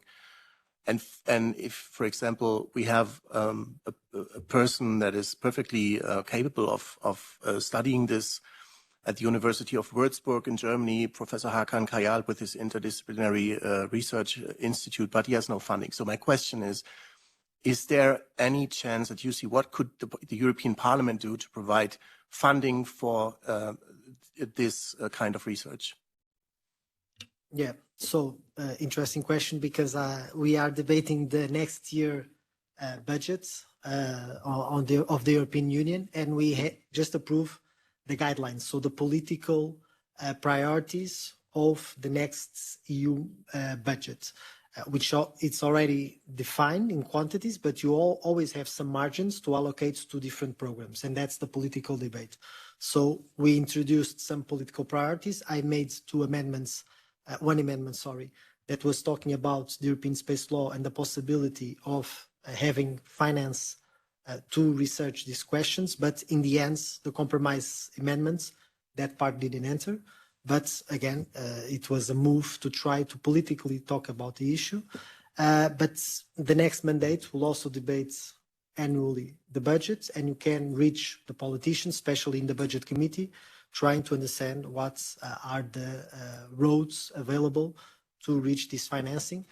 I think politically, this should be set as a priority, and then people can understand that there are credible professionals, especially in the scientific community, that want to debate this issue in a very scientific way, because we know there's a lot of noise surrounding this subject, but we have the means, we have the funds, we just need a political priority, so then we can channel through the means that already exist. Yes. Hi, I'm Peter Skavish with the Soul Foundation. I'm the executive director. I'm a cultural anthropologist as well. I have a question for everyone on the panel. You know, we have a lot of activity, as we've noted today, on UAP taking place in the United States, but we found it difficult because of the amount of energy we devote to the topic there with limited resources to build bridges to Europe. So what could the US government do to help all of you on the one hand, and what could civil society organizations like ours do as well, you know, in the way of collaboration on data sharing, policy building, and even diplomatic and interparliamentary activity?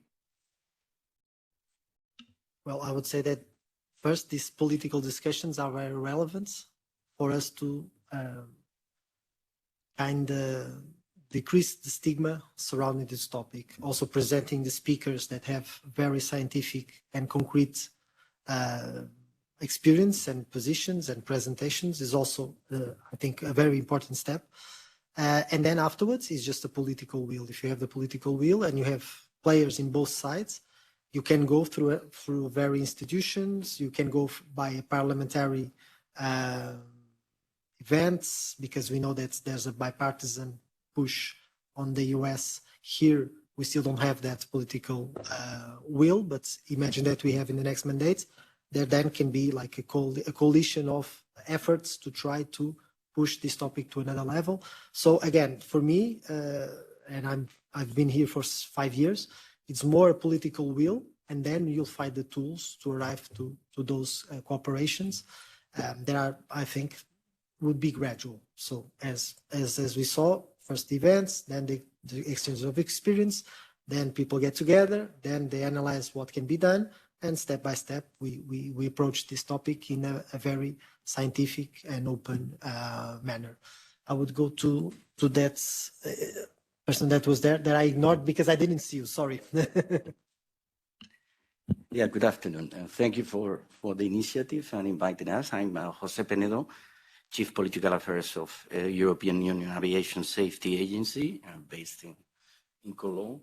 I want to make just a remark, just because there are civilian pilots as well here. There is already a system in place in the EU for reporting. There is a regulation where the pilots and other professionals can report already.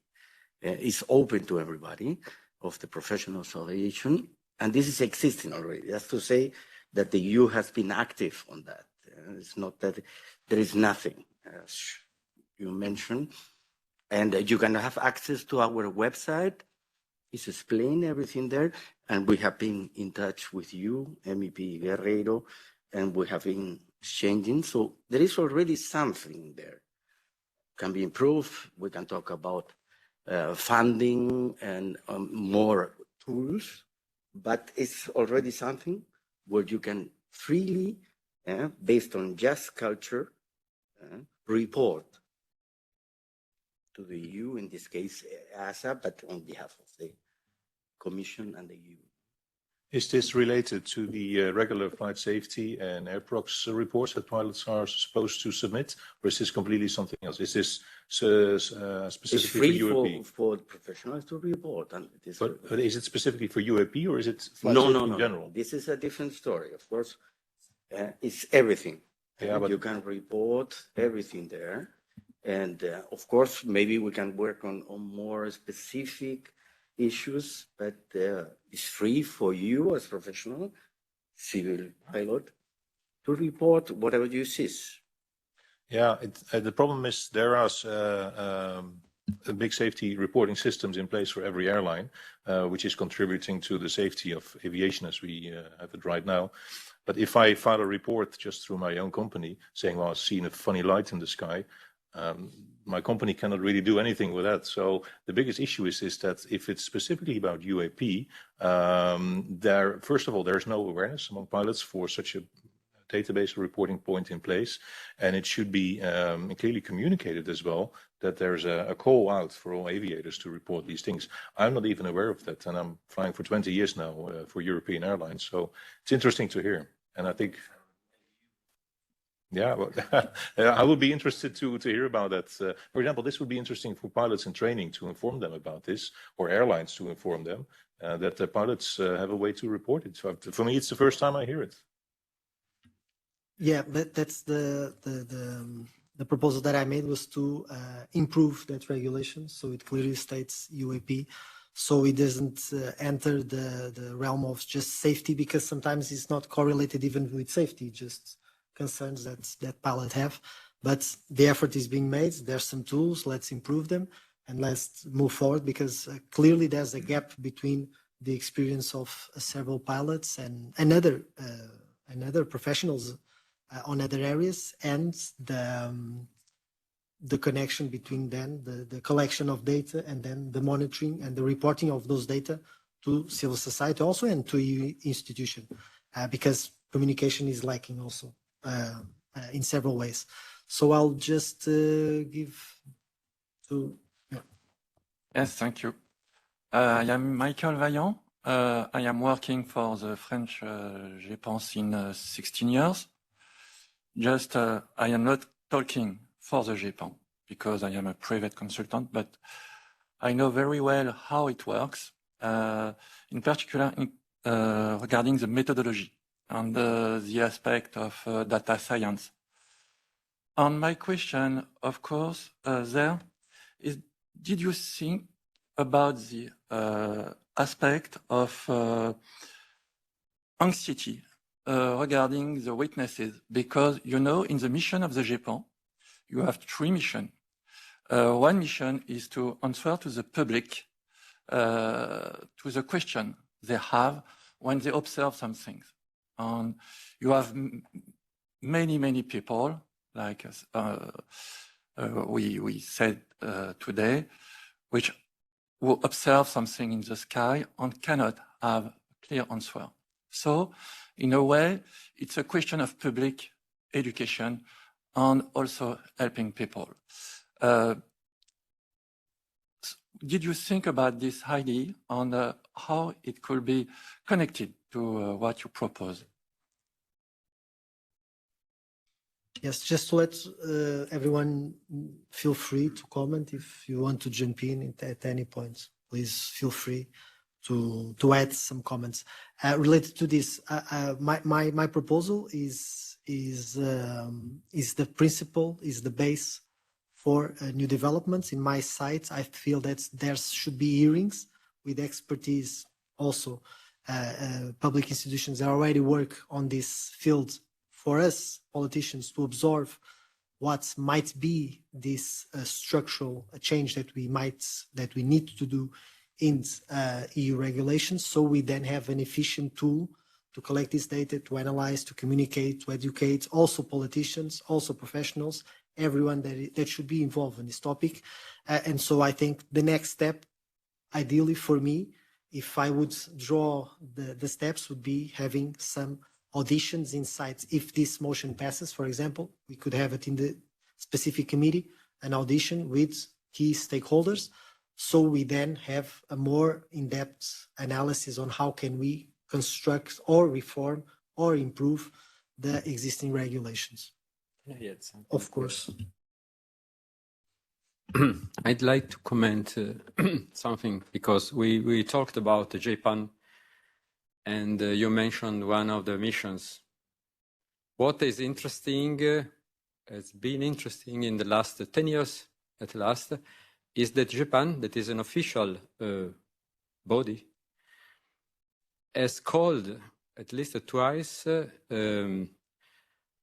conference, a meeting, a closed shop meeting involving civilian researchers.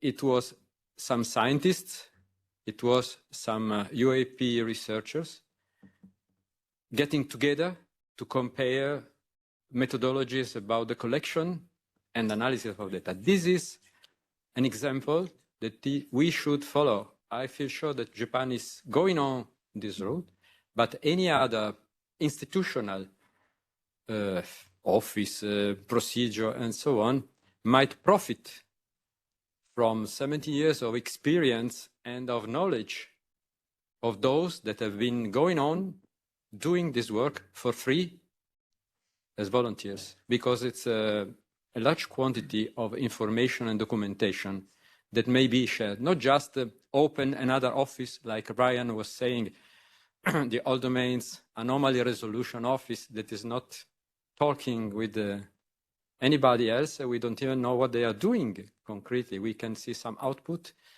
but there is a large knowledge base spread that should be put together and given to those, the scientists, that are the only ones that should be able to do something with that. We can collect it, we have done it, and so it's a good way to work together.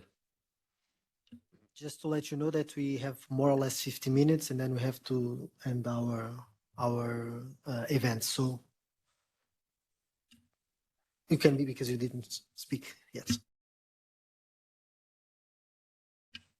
Yeah, thanks very much. Actually, I'd like to come back on the point about the current activities of the European Aviation Safety Agency. Unfortunately, the colleague just left, but we feel the current system, we looked at that, is actually not sufficient. Of course, pilots could use it, but the topic of UAP is really not explicitly included in the regulation. So our suggestion is that we would sit together with a number of civil organizations working on this topic and come up, and of course, including pilots, and together come up jointly with how we feel this could be improved. And I think if we propose this to you, or maybe directly to EASA, that could be helpful. So that's one comment I'd like to make. The other one is actually coming back to the point made earlier about what we could do together with the US. I think the organization ASA, the aviation, the Organization for Safe American Airspace, is very relevant and important, and I think we can learn from them. I'm impressed actually that you were able to initiate a whole change in the legislation in a rather short period of time. I would say you did it last year. Maybe you can expand a little bit on how you actually achieved that. Did you go directly to the people in the House of Representatives, from the Senate, etc.? But I think we can learn from that and see how we can actually jointly, with a lot of people sitting around the room, think about how we can collaborate with you, also how we can learn from you. Thank you. Yes, so Ryan, after this last intervention, you can jump in, okay? Yeah, I just wanted to add something about the EASA form. It's a pity the gentleman had to leave already. But I would like to suggest that EASA might consider adding a UAP field, or specifically a way to report UAP in that form. The gentleman mentioned, and I think it would be a valid question as well if EASA would be willing to spend some money and budget into educating pilots about UAP, and also in an effort, long-term effort, to get rid of the stigma. I think these three things are connected, and EASA can play a key role in this process. We'll convene these informations for sure to EASA. Ryan, if you want to jump in. Certainly. I'll just add very quickly on that last point that education is extremely important in this topic.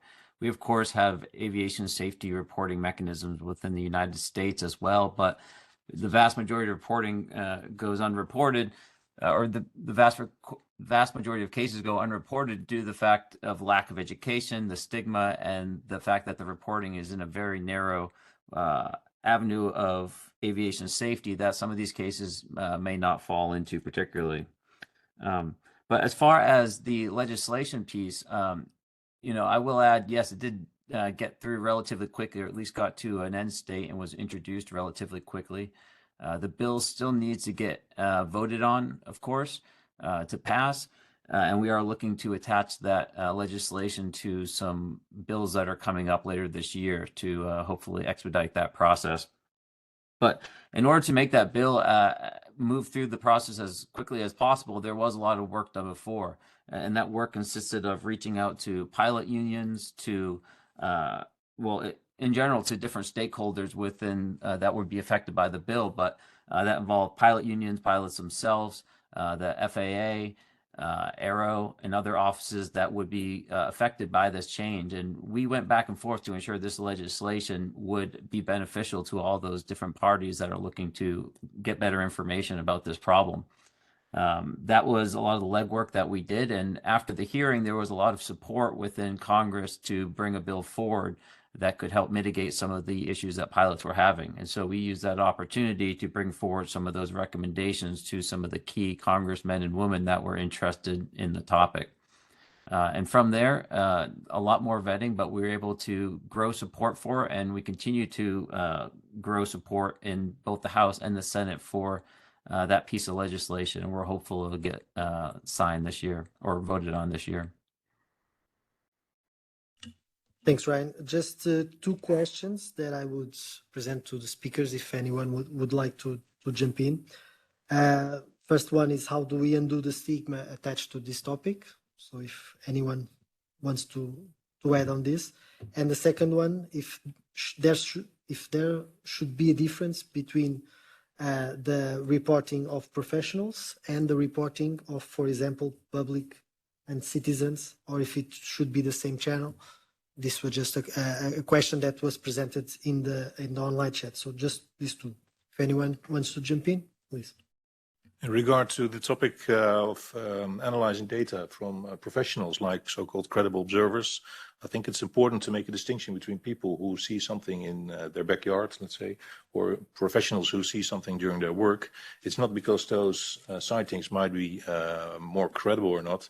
The point is that credible observers, like military, aviators, etc., they see something during the line of work. If I just reflected back on myself, when I'm flying and I'm looking out of my windows, I'm constantly looking out for other airplanes. I'm looking for, let's say, in my professional point of view, for things that could conflict with my airplane. If I see something that I cannot identify, I try to rationalize it. I know what kind of altitude we're flying.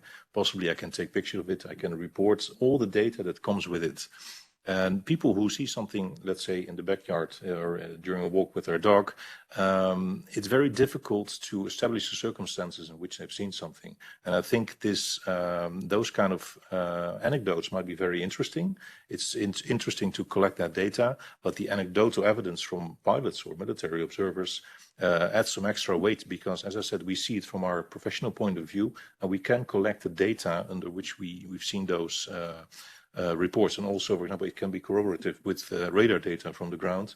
So I think all these things considered, there should be an emphasis on credible observers who see something in the line of duty. The question was interesting and well posed. Yes, it's completely different to collect data and investigate and analyze data from generic sightings of things seen in the sky. And on the opposite, from pilots or about physical effects or even just photographic reports, they all need a different approach. But this is not starting from scratch. It is already existing. As I said, we have been amassing a sort of knowledge. As an example, I am a national director for the MUFON, the Mutual UFO Network. If you have a look at the methodology manual and the type of collection, the questionnaire forms, they are completely different, the special cases from the generic cases.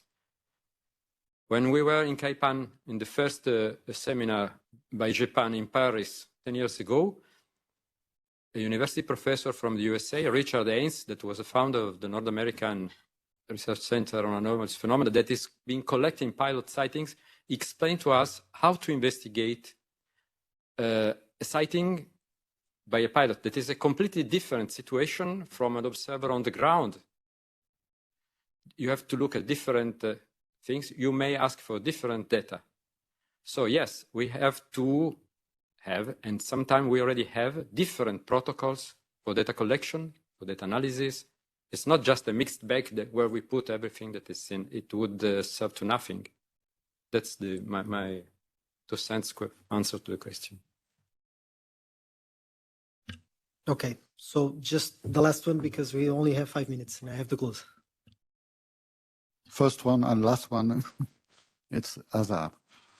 So I'm also teacher, and I think that topics could be a good occasion to make citizen science and to learn to educate young people inside schools or to the critic, and to learn the skies, what they are in the, there is in the skies, planes, stars, and so on. It's also a good occasion. And European Union have some tools to touch the young people inside the community. Yeah, I feel I have 2 kids, and I feel that now we are just stuck here and not looking at above. Well, I would. Do you want to jump in? No, okay, because you do like this. No, okay. So I'll stay by here because we only have like 4 minutes. I would like to thank everyone that was present and that watched online. Probably some will just watch this later on. Also, thank you to all the journalists that are making good work reporting this credibly, all the professionals that are working scientifically on this topic and that really want that the EU moves ahead and also surpasses the US on these topics, and then we all united can have a very scientific approach on this topic. I do feel that we need a political leadership here in the European Union. I hope that the next mandates can lead us to that path. Again, thank you for everyone that was here, that was sharing their experience, their knowledge to all the questions that were made. And thank you very much. I do advise to follow all the institutions and all the speakers that were here on the social media, because it's always a good place for us to learn about the new developments. And then I will also share these events in my social media, so feel free to share and then use it as much as you can. Thank you very much again, and a special thanks for our guest in the US that is far but really close to our hearts. Thank you very much to all. Bye-bye.